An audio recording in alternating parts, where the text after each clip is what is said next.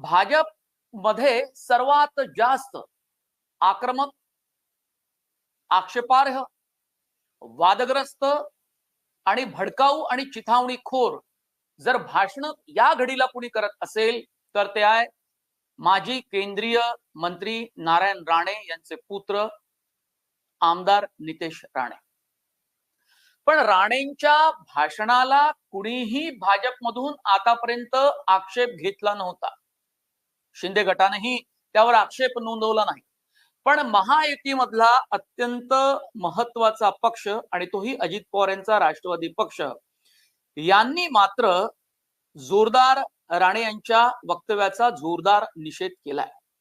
अजितदादा गटाचे आमदार सतीश चव्हाण यांनी राज्याचे उपमुख्यमंत्री आणि गृहमंत्री देवेंद्र फडणवीस यांना पत्र लिहून काही मुद्दे त्यांच्या लक्षात आणून देण्याचा प्रयत्न केलेला आहे.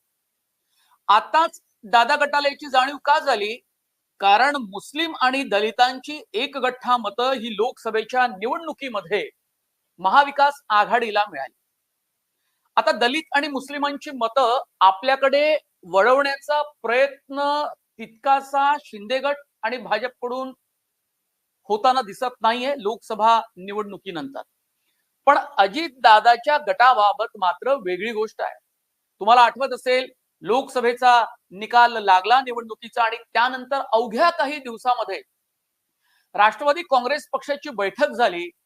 आणखीही काही बैठका झाल्या आणि या बैठकीमध्ये दलित मुस्लिम मतं ही महायुतीपासून कशी दूर गेली, विशेषत्वानं राष्ट्रवादी काँग्रेस पक्षाच्या उमेदवारांपासून कशी दूर गेली, या संदर्भातलं चिंतन पक्षातल्या नेत्यांनी मांडलं आणि त्यात छगन भुजबळ हे अग्रस्थानी होते.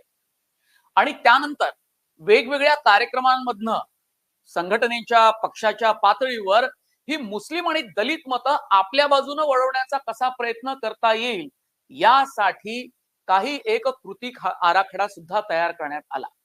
जी जनसन्मान यात्रा ही अजित दादांनी काही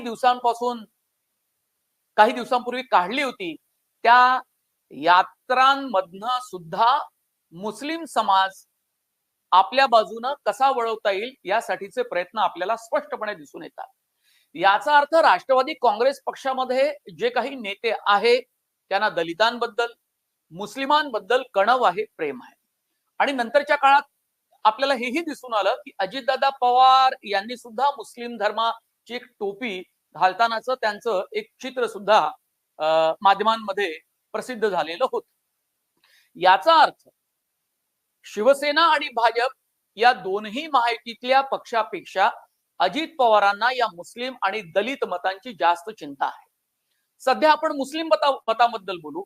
लोकसभेत फटका बसल्यानंतर नितेश राणेंच्या या चिथावणीखोर वक्तव्यामुळे जी संतापाची लाट मुस्लिम धर्मामध्ये आणि मुस्लिम बांधवांमध्ये उमटली आहे त्याचा फटका आपल्या पक्षाला विशेषत्वानं विधानसभेच्या निवडणुकीत बसू नये यासाठी निकराचे प्रयत्न राष्ट्रवादी काँग्रेस पक्षाकडून सुरू आहे.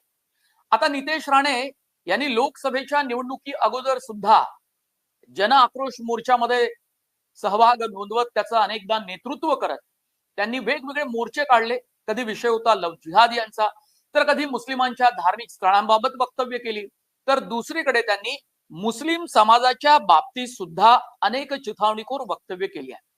पण त्यावेळी मात्र राष्ट्रवादी काँग्रेस पक्षाला याची अजिबात जाणीव झाली नव्हती का, हाही प्रश्न या निमित्तानं त्यांना विचारायला पाहिजे.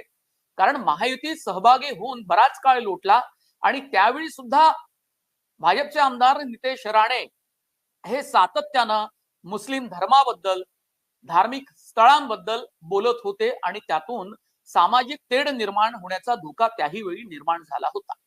पण कदाचित महायुतीमध्ये आल्या आल्या आपण याचा निषेध करू नये असं त्यांना वाटलं असेल आणि असा निषेध करून आपण स्वतःचीच कोंडी करून घेऊ नये असंही त्यांना वाटलं असेल. पण आताच्या घडीला मात्र भाजप आणि राष्ट्रवादी काँग्रेस पक्ष या मुद्द्यावरून आमने सामने आलेला आहे. आमदार सतीश चव्हाण यांनी फडणवीसांना पत्र लिहिलं, तर अमोल मिटकरी यांनी सुद्धा नितेश राणे यांचा समाचार घेतला. बरं, राज्यामध्ये असं सगळं सुरू असून सुद्धा कधी शिवसेना गटाच्या नेत्यांनी त्यांचा विरोध केला नाही, भाजपनं तर केलाच नाही. अशा वक्तव्याचा समाजावर काय परिणाम होऊ शकतो, समाजामध्ये दुही निर्माण होऊ शकते का, याचा विचार राज्याचे गृहमंत्री देवेंद्र फडणवीस यांनी सुद्धा केला. नसावा असं दिसतं. याचं कारण असं की हे पत्र लिहिल्यानंतर या पत्राबाबत माध्यमांमध्ये फडणवीसांना जेव्हा विचारलं गेलं तेव्हा त्यांनी असं सांगितलं की कधी कधी नितेश राणे यांच्या वक्तव्याचा वेगवेगळा अर्थ काढला जातो, पण आता पत्र लिहिलंच आहे. तर त्यांनी प्रतिक्रियाही दिली. वादग्रस्त वक्तव्य टाळण्याचा सल्ला फडणवीसांनी नितेश राणे यांना दिलेला आहे आणि यापुढे ते काळजी घेतील असं आश्वासन राणेंच्या वतीनं फडणवीसांनी राज्यासमोर दिलेलं आहे. ते राज्याचे उपमुख्यमंत्री आहे. कायदा आणि सुव्यवस्था राखण्याचं काम हे त्यांच्या खात्यामार्फत होतं आणि त्या खात्याचे ते प्रमुख आहेत, गृहमंत्री आहेत. या नात्यानं तर त्यांना आणखीन काळजी घ्यायला पाहिजे. पण यापूर्वी राज्यामध्ये अशी काळजी घेतल्याचं आपल्याला दिसत नाही. उलट नितेश राणे यांनी आपल्या भाषणामध्ये सोलापूरच्या असं सांगितलं होतं की गृहमंत्री आपलेच आहेत, ते बघून घेतील. म्हणजे आपण स्वतः कितीही चिथावणीखोर भडकाऊ पद्धतीची वक्तव्य विधान केली तरी सुद्धा आपलं कोणीही वाकडं करू शकत नाही, आपल्यावर कोणी गुन्हा नोंदवू शकत नाही, आपल्यावर कोणतीही कारवाई करू शकत नाही. अशा पद्धतीची अत्यंत अरेरावीची गुरमीची भाषा त्यांनी केली होती आणि हे चित्र काही फारसं चांगलं नव्हतं. कायदा आणि सुव्यवस्था ज्या राज्यात राखली जाते तिथे समसमान पद्धतीनं न्याय दिला जात असताना आणि तो द्यावा असं अपेक्षित असताना नितेश राणेंनी अशा प्रकारचं वक्तव्य करावं याचं अनेकांना आश्चर्य वाटलं. पण त्यावरही भाजपच्या नेत्यांनी आणि फडणवीसांनी सुद्धा काही वक्तव्य केल्याचं स्मरत नाही.